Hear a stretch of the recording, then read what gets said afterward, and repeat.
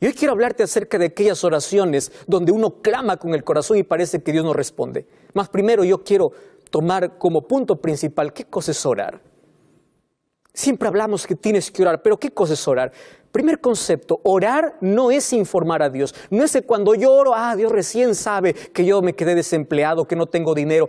Oración no es dar información a Dios, porque Dios sabe. Él es omnisciente.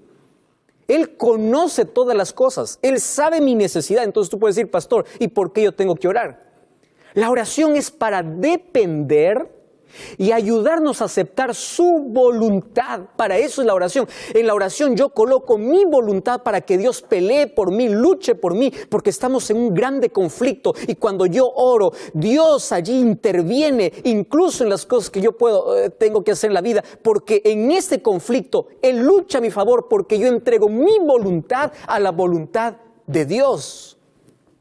Y yo recibí muchos mensajes, Facebook, Instagram, Twitter, personas que dicen así, pastor, ore por favor para que Dios traiga a mi esposo que me abandonó y se fue con otra mujer.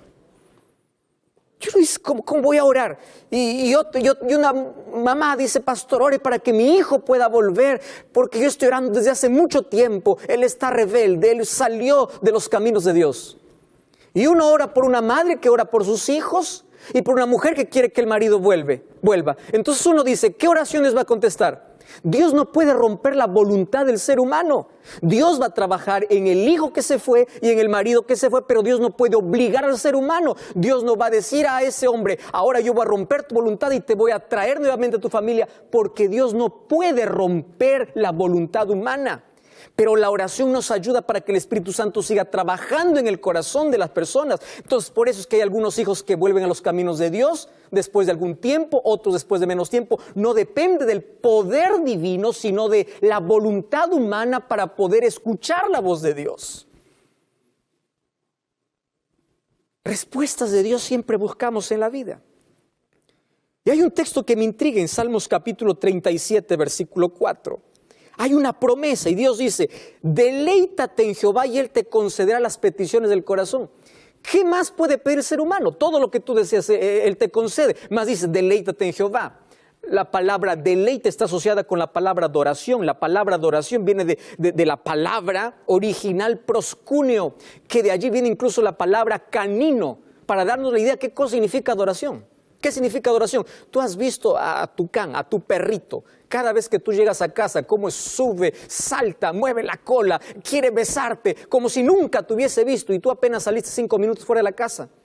Y la adoración es así, cuando estamos en la presencia de Dios, que podamos disfrutar, deleitarnos en su presencia. Por eso es que incluso de ahí deriva esa palabra, adoración. Deleítate en Jehová, gózate, disfruta y Él concederá todo lo que tú deseas, pero tus deseos van a cambiar en la medida que te acerques a Dios. Tus deseos cada vez van a ser más espirituales que materiales. Y esto es una promesa que Dios me da. Y hay personas que dicen, pastor, entonces, ¿cómo yo devorar alguna estructura? Jesús nos enseñó una estructura. Yo no voy a hablar acerca de la estructura. Sin embargo, la oración de una manera más simple es abrir el corazón, es conversar con Dios. Y si tú quieres aquí una estructura breve, te voy a dar por lo menos 5 cosas que debes considerar en la oración como adoración, para que Dios pueda conceder los deseos de tu corazón. En primer lugar, tú tienes que comenzar engrandeciendo a Dios. Alábalo a Dios porque Él es soberano, Él es eterno, Él es tu Dios. Número 2, tú tienes que agradecer a Dios, sé grato con Dios, no solamente te vayas para pedir a Dios. Número 3, tú tienes que conversar, abrir tu corazón, hablar con Dios. Número 4, tienes que pedir la voluntad de Dios y termina diciendo en el nombre de Jesús, amén. ¿Te diste cuenta que es simple? Aquí está la oración como adoración y Dios va a conceder los deseos de tu corazón. Y para la oración, querido, no hay negociación. Nuestra vida sería diferente si antes de cada decisión nosotros hiciéramos una oración. Tuviésemos menos heridas en la vida. ¿Escuchaste esa frase? Es mejor tener marcas en las rodillas que heridas en el corazón. Es mucho mejor pasar más tiempo con Dios en oración. Pastor, pero yo no tengo ganas de orar, yo no quiero orar. Cuando no tienes ganas de orar es cuando más necesitas de orar. Y orar cuando no tienes ganas es más simple. ¿Por qué es más simple? Porque ahí donde tú estás, acostado, caminando, manejando, estás allí en el cuarto, donde estés, tú dile a Dios, Señor, no quiero orar.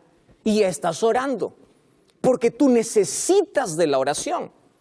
Muy bien, tú puedes decir, pastor, eso está bien, porque no hay negociación, no hay que apartarse de esa conversación, de esa dependencia de Dios. El ser humano cuando tiene victorias sale para celebrar. Jesús cuando tenía victorias iba a la soledad del desierto para orar. ¡Qué gran ejemplo que nos dio Jesús! Pero allí viene la pregunta y eso es lo que queremos resolver hoy. ¿Y qué sucede cuando Dios no responde las oraciones? Cuando yo abro la Biblia encuentro un Ezequías que le dijo a Dios, Señor, yo no quiero morir. Y Dios le respondió dándole 15 años más de vida. Encuentro la oración de Jabes, donde Dios le dio exactamente todo lo que él pidió.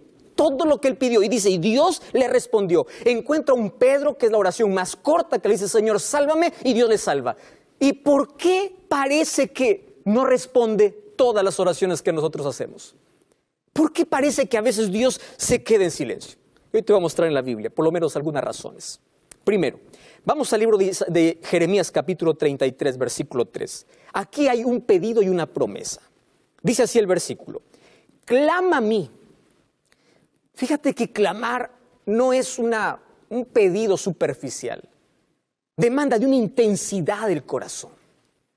Clama a mí y yo te responderé y te enseñaré cosas grandes y ocultas que tú no conoces. Entonces, cuando yo leo esta promesa, yo me arrodillo y yo le digo a Dios, aquí está tu promesa. Tú me has dicho para clamar, yo voy a clamar. Ahora, tu respuesta. Y su respuesta no depende de mi pedido, depende de su soberanía. Sin embargo, hay algunas cosas que sí impiden que mis oraciones sean respondidas. Te voy a mostrar algunas. Por ejemplo, primera cosa, Mateo capítulo 7, versículo 7, Jesús dice, pedid y se os dará, buscad y hallaréis. ¿Qué cosa está diciendo Jesús? Hay personas que solamente repiten una oración mecánica, pero no están pidiendo. Es decir, repetir una misma oración no es pedir, no es llamar, no es buscar. Aquí lo que Jesús está diciendo es, yo voy a hacer caso, yo voy a escuchar oraciones que nacen del corazón, los deseos que realmente tiene. Dios no responde oraciones no hechas.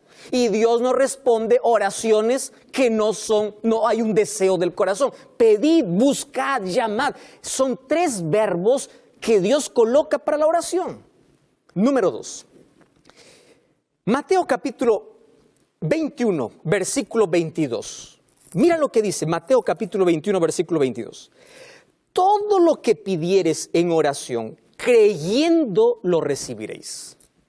Quiere decir, la incredulidad puede levantar una barrera para recibir la respuesta de Dios.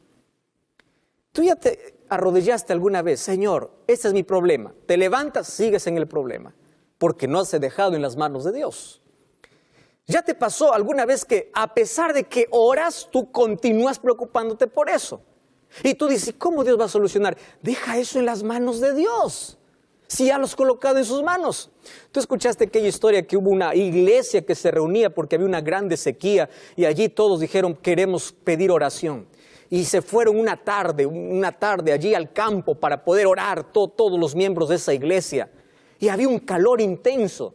Y entre todos esos miembros, una niñita de 8 años llevaba un paraguas. Y todos al verla con paraguas se rieron y le dijeron, ¿por qué llevas paraguas? ¿No ves que estamos en sequía? Y esta niñita le respondió, ¿pero acaso no vamos para orar para que llueva? ¿Y qué tal si Dios responde nuestra oración inmediatamente? Solamente yo voy a tener paraguas. ¿Entiendes qué cosa es fe? ¿Qué cosa es colocar en las manos de Dios y creer que de su respuesta soberana es lo que nosotros vamos a recibir? Creer, pedir con fe. Número 3, tienes que agradecer. Efesios capítulo 4, 6 dice, no se afanen por nada, pidan a Dios y dice, sean conocidas sus oraciones con acción de gracias. ¿Qué te parece? A veces buscamos a Dios solamente en emergencias y solamente nos acercamos, Señor, quiero. Y cuando Dios te concede una bendición, ¿acaso te vuelves para agradecer? Empieza a revisar tus oraciones. ¿Cuántas cosas pides y de cuántas cosas agradeces? La gratitud forma parte de la oración. Número 4, mira lo que dice Juan capítulo 15, versículo 7. Este es un texto interesante. Juan capítulo 15, versículo 7. Dice así la palabra del Señor. Si permaneces en mí y mis palabras permanecen en vosotros, pedid lo que queráis y os será hecho. ¿No te parece demasiada esta promesa? Si tú permaneces en mí y mi palabra permanece en ti, quiere decir, no haces tu voluntad, no haces lo que tú quieres. Tú haces mi voluntad, mi palabra está en tu corazón. Pídeme lo que quieras porque yo te daré. ¡Wow! ¡Qué impresionante! Eso significa, tú necesitas ir a Dios, pero no solamente para pedir. Necesitas abrir su palabra para conocer su voluntad. Dios no es un tipo banco, cada vez que estás con miseria o pobre te vas para pedir un préstamo y tiene que darte. No, Dios no es un Dios bombero que solamente lo llamas cuando tu vida está en incendio. No, acércate para conocer su voluntad. Y fíjate una cosa, la persona que no vive conforme a la voluntad de Dios, mira lo que sucede. Proverbios capítulo 28, versículo 9, eso es un texto impresionante. Dice, el que aparta su oído para no oír la ley, hasta su oración es abominable. Empieza a vivir de acuerdo a la voluntad de Dios. Pero todavía hay algo más. Tú no solamente tienes que permanecer en Él, sino que también tienes que someterte a Él. Préstame atención a las tres últimas palabras. Agradecer, permanecer, someter. ¿Qué cosa tienes que someter? Tu voluntad. Me encanta lo que dice el libro, el libro de Primera de Juan capítulo 5, versículo 14. Primera de Juan, capítulo 5, versículo 14. Dice, esta es la confianza que tenemos en Él. Si pedimos alguna cosa conforme a su voluntad, Él nos oye. Ajá. Pastor, ¿y cómo sé la voluntad de Dios? Está expresada en su palabra. ¿Recuerdas cuando Jesús oró en el Getsemaní? Oró al Padre y le dijo, Padre, pase de mí esta copa, este dolor, este sufrimiento, esta angustia, pero no sea como yo quiero, sea como tú quieres. A veces nosotros estamos acostumbrados a ir a Dios con órdenes, diciendo, yo quiero esto ahora, cuando yo quiero, en mi tiempo, como yo quiero. Y a veces nos atrevemos, somos tan atrevidos de pedir cosas a Dios inmediatas y que las haga como nosotros queremos, como si Dios estuviera bajo nuestra orden. Dios es soberano. Dios sabe cuándo darte y cómo darte. Dios sabe qué necesitas y qué no. Aquella niñita estaba jugando con su hermanito. La madre estaba en la cocina y la niña empieza a llorar. La madre le dice, hijo, ¿por qué llora tu hermanita? Porque no le doy lo que ella pide. Y él le dice, para que no llore, dale lo que ella pide. Dentro de 2 minutos la niña empezó a llorar con más fuerza. Y le dice, ¿y por qué llora ahora? Ah, porque le di lo que ella quería. ¿Y qué cosa quería? Quería agarrar una abeja. A veces nosotros hacemos ese tipo de pedidos a Dios. Dios ve el panorama más amplio. Nuestra visión es limitada solamente para ver el presente, pero Dios ve más allá. Y a veces sus respuestas es, espera un momento, y a veces los no de Dios son las mayores bendiciones disfrazadas, pero Dios nunca queda en silencio. Él siempre responde nuestra oración. Otra condición, según Marcos 11:25, dice que tenemos que perdonar para ser perdonados. Nos cuesta perdonar. Y Dios dice, tú no tienes que romper el puente por donde tú tienes que pasar. Si tú quieres recibir perdón, entonces también tienes que perdonar. El rencor y el odio es un veneno que tú mismo estás tomando y queriendo matar a la otra persona. Hay otra condición para la oración, sí.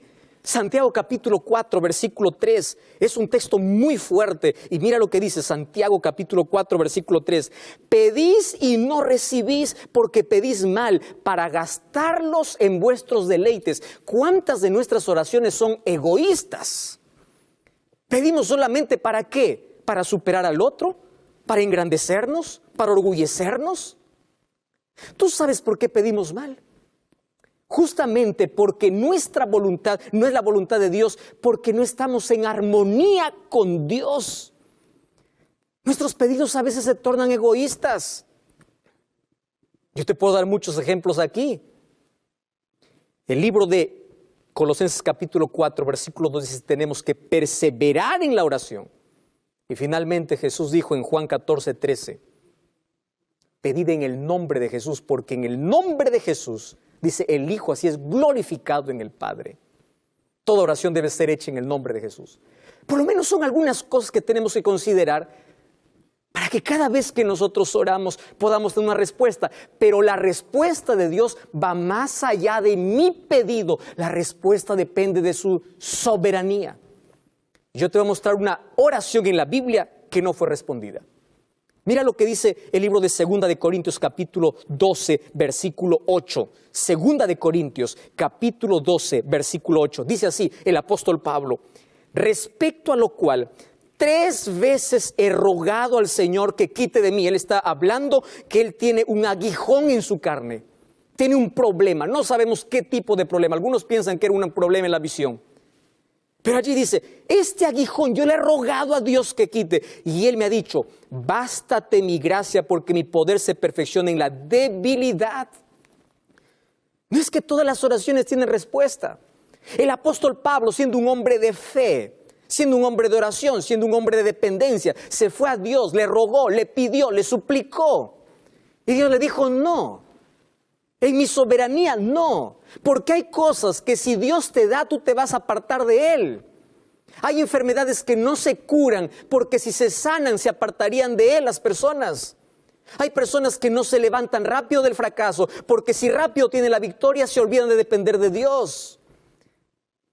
Hay personas que no tienen el milagro que esperan porque ese problema es lo único que les mantiene dependientes de Dios. Entonces aquí no está la idea de que yo pido y tiene que hacerse. Como por ahí algunos dicen, yo ordeno, yo pido. Tú no eres nadie para ordenar a Dios. Tú y yo tenemos que someternos a la soberana voluntad de Dios. Y cuando Dios dice no, es porque tiene algo mejor para la vida. Cuando Dios queda en silencio, no es porque está ausente. Es porque quiere mostrarnos algo mejor para la vida. Y es verdad que hay cosas que aquí nunca entenderemos. Nunca. Queridos, la oración es la respuesta para cada problema de la vida, porque pone tu corazón en sintonía con el corazón de Dios. Me impresiona lo que dice Habacuc capítulo 3, versículo 17 y versículo 18.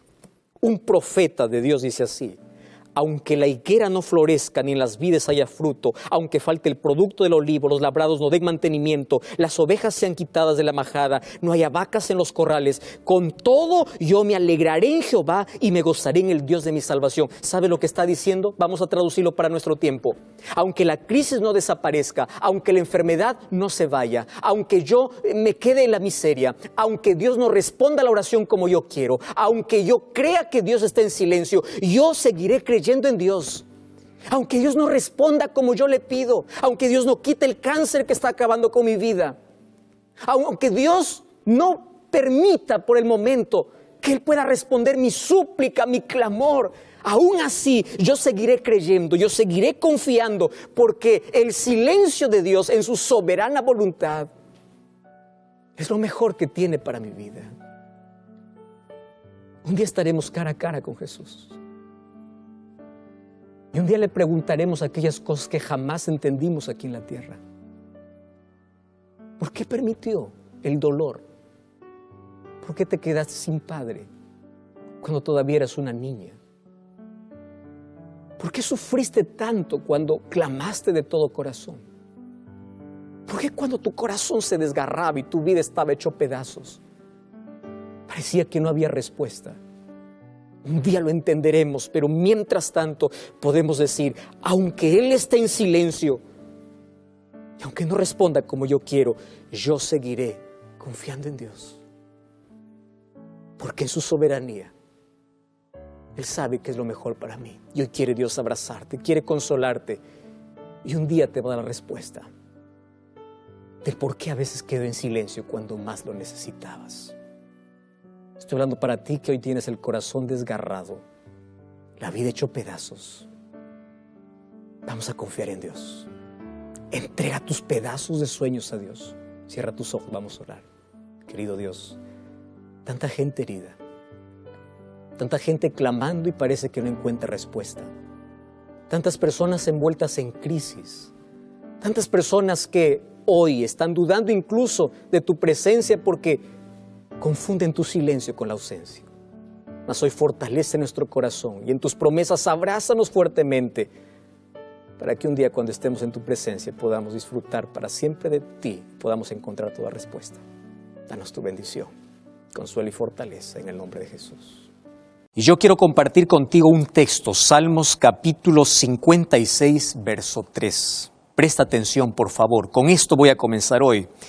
Y si tú tienes una Biblia, saca tu Biblia y vamos a repetir juntos a voz alta. Y mientras más fuerte lo digamos, nuestra esperanza será mayor. Salmos 56, 3 dice, cuando yo tengo miedo, mi confianza aumenta en ti.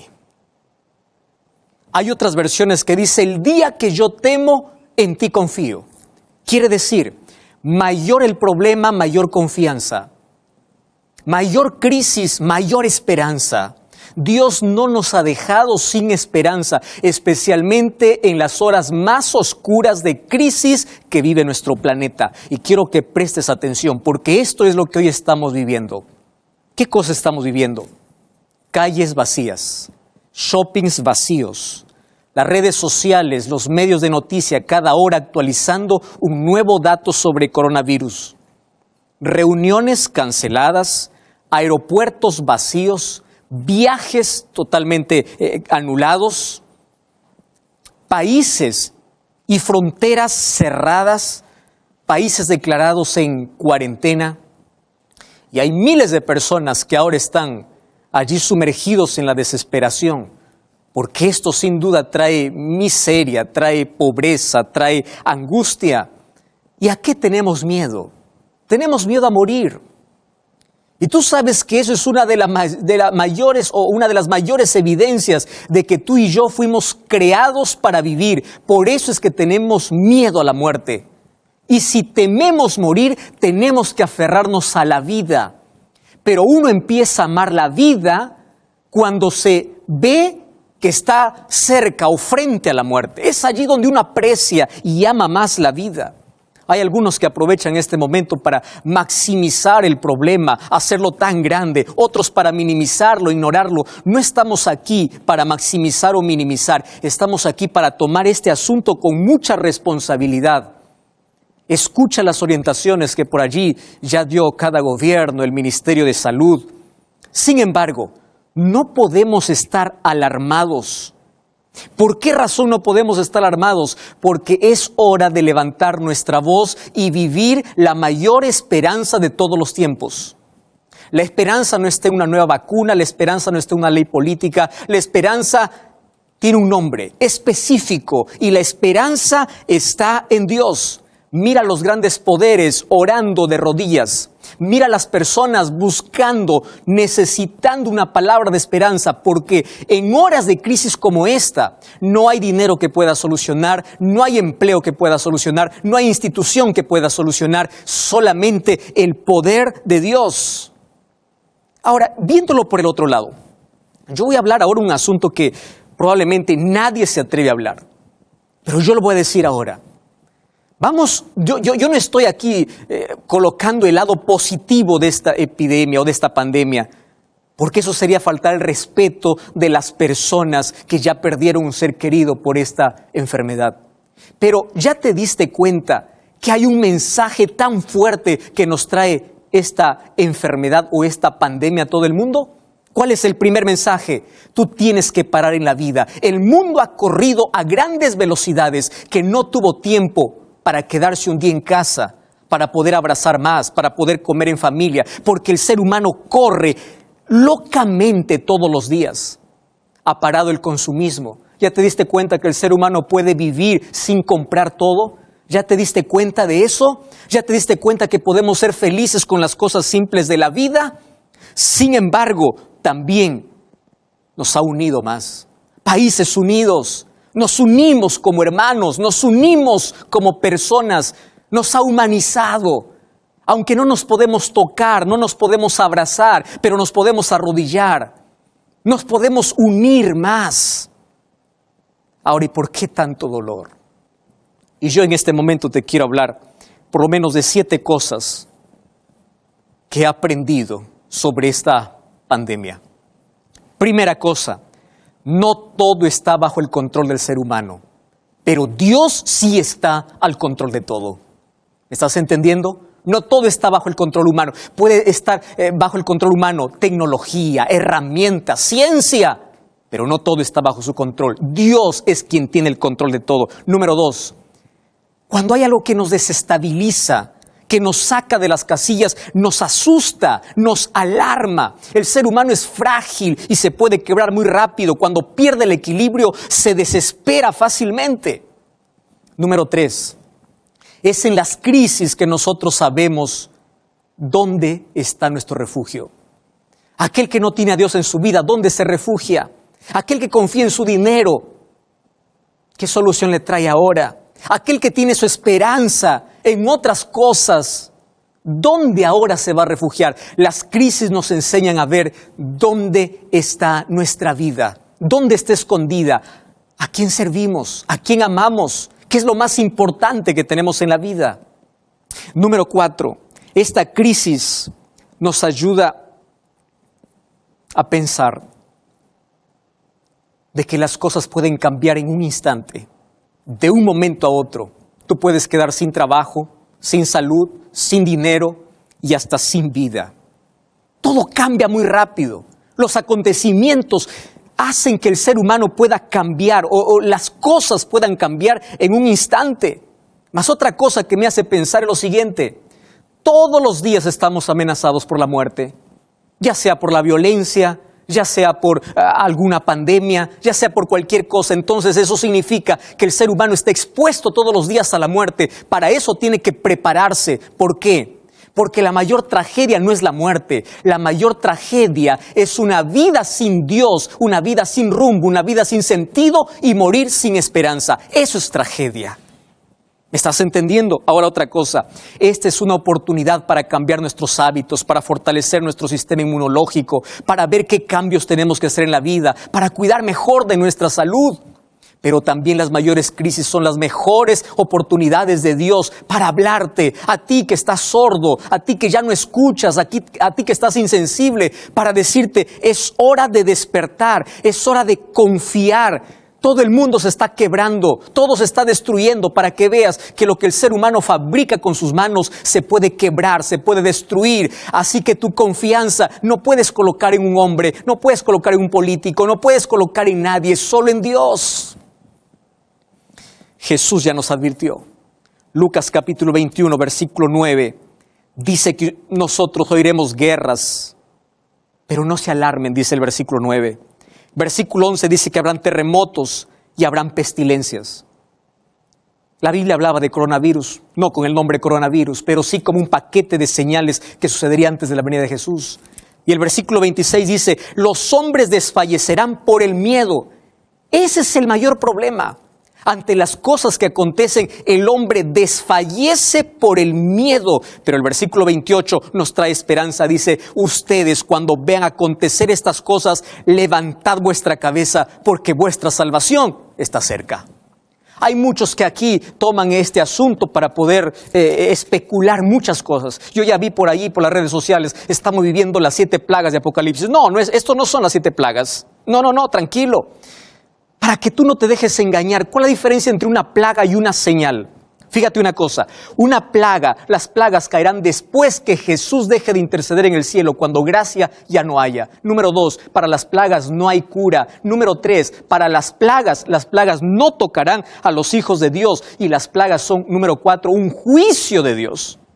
Entonces esto no es una plaga, pero sí forma parte de las señales de la venida de Jesús. Esta es la manera que el mundo tiene que despertar. ¿Y cuál es la diferencia de una plaga y una señal? La señal es para despertarte, para sacudirte y decirte, ¿a dónde estás yendo? ¿Qué estás haciendo con tu vida? ¿Qué está sucediendo allí contigo? ¿Por qué estás postergando decisiones importantes? Ahora me impresiona la orden de Jesús. No te alarmes, no te asustes. porque ya te diste cuenta que el miedo es aquello que aterroriza, es aquello que nos hace prisioneros de las circunstancias, nos paraliza. Mientras que algunos mueren por enfermedad, otros están muriendo lentamente por miedo. Porque el miedo paraliza al ser humano y la orden de Jesús es, va a pasar.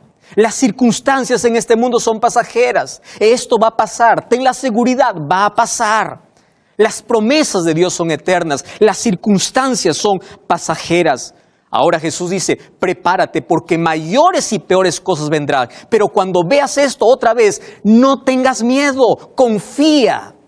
¿Y por qué tienes que confiar? Levanta la cabeza porque yo estoy volviendo para colocar punto final a esta historia de dolor. Por eso Jesús dijo en Juan capítulo 16, versículo 33, un maravilloso texto. Allí Jesús dice para sus discípulos y a través de sus discípulos dice para nosotros. Él dice así, en el mundo tendréis aflicción, pero mi paz os dejo. Confíen, yo he vencido al mundo. Ustedes en este planeta, cristianos y no cristianos, van a sufrir. Por eso tú tienes que tomar recomendaciones o tú tienes que hacer caso. Hay personas que por allí dicen, no, yo estoy cubierto por la sangre de Cristo, a mí no me va a tocar ninguna enfermedad. Espera un momento, no confundas fe con presunción. ¿Qué cosa es fe? Fe es el camino de obediencia, es caminar bajo la voluntad de Dios, es obedecer las cosas que Dios tiene para nosotros, es ser prudente y hacer caso a las recomendaciones de salud. ¿Qué cosa es presunción? Presunción es un disfraz de la fe. Es decir, yo voy a hacer lo que quiero, yo no tengo miedo porque yo soy intocable. No, Jesús dijo, mientras estés en el mundo tendréis aflicción. Aun cuando creas en mí, tú puedes decir, pastor, entonces, ¿por qué yo tengo que creer en Dios? Es simple. Escúchame aquí. Fidelidad no es inmunidad. Fidelidad es tranquilidad.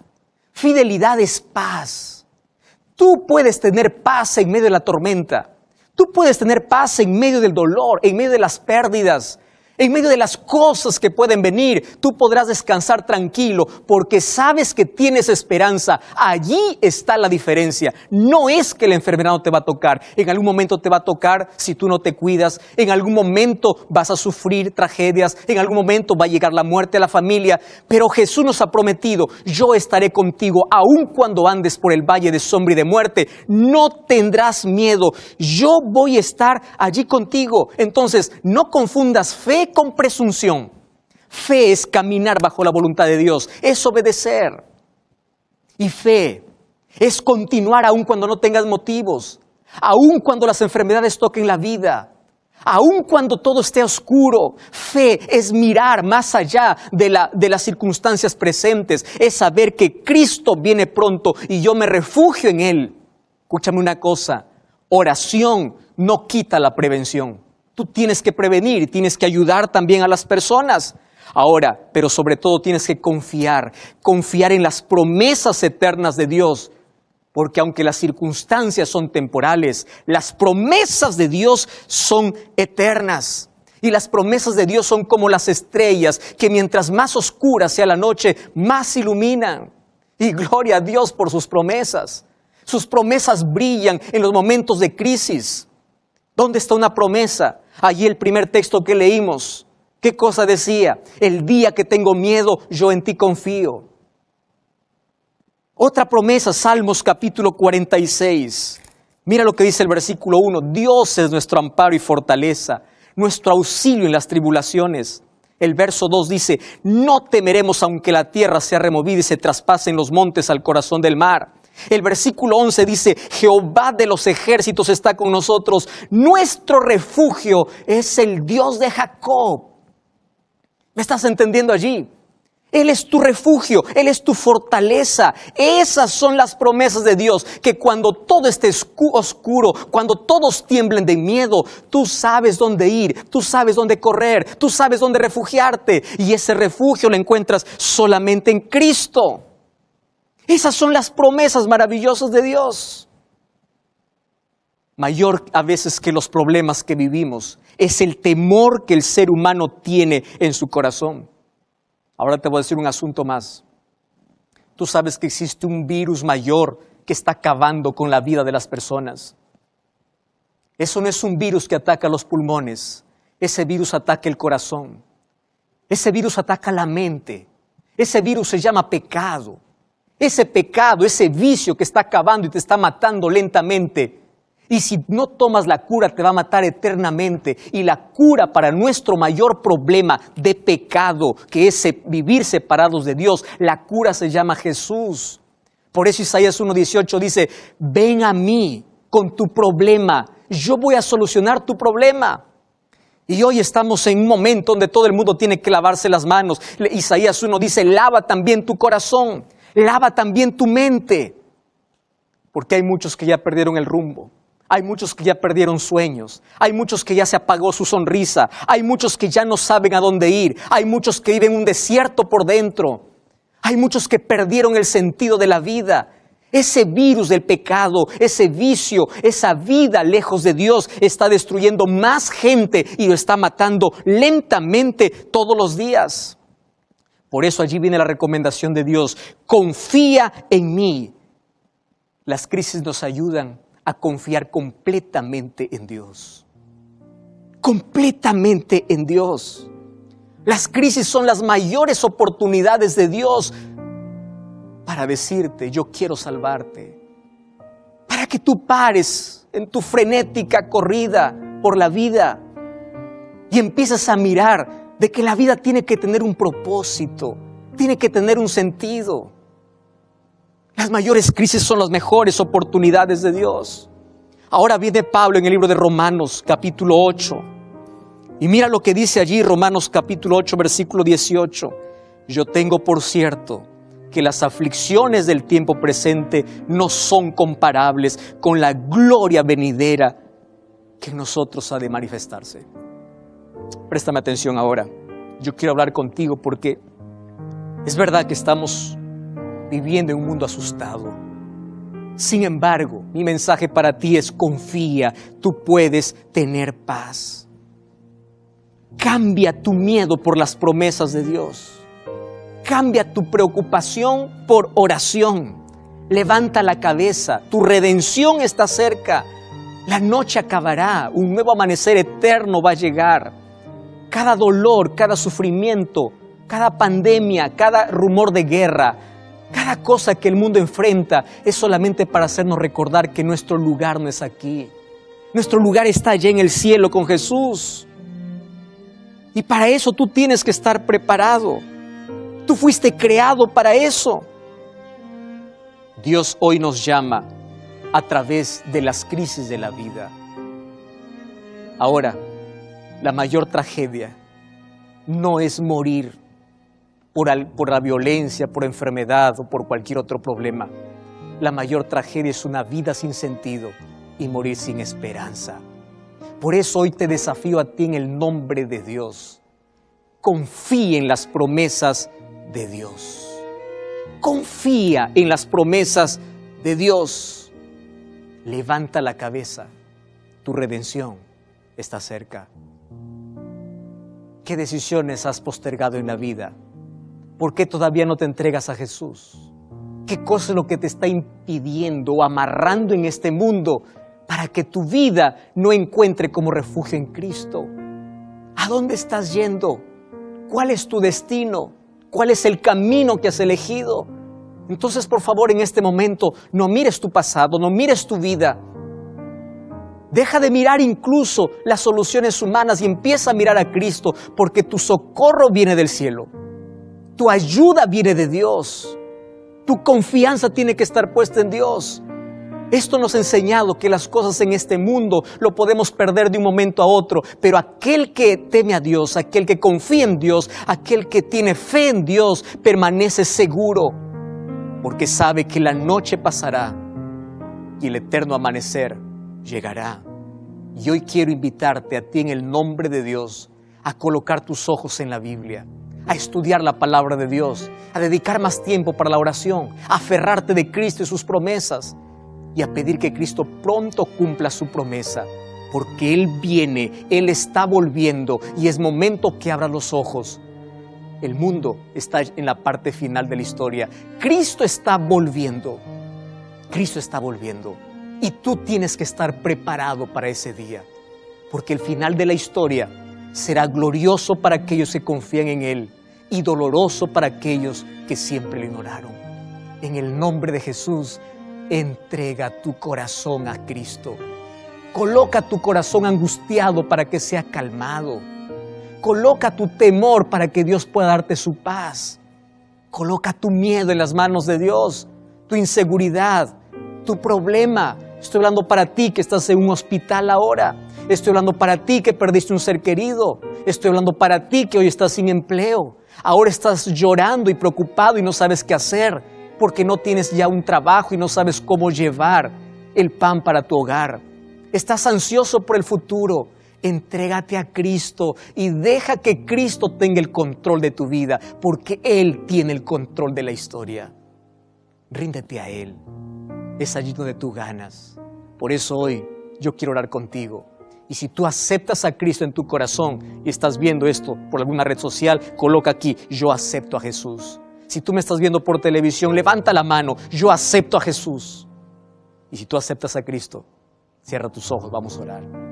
Querido Dios, en un mundo de confusión, en un mundo de problemas, en un mundo de tristezas, queremos encontrar paz en ti.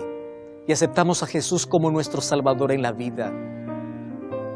Queremos que tú tengas el control de nuestra vida. Queremos que seas el centro de todo.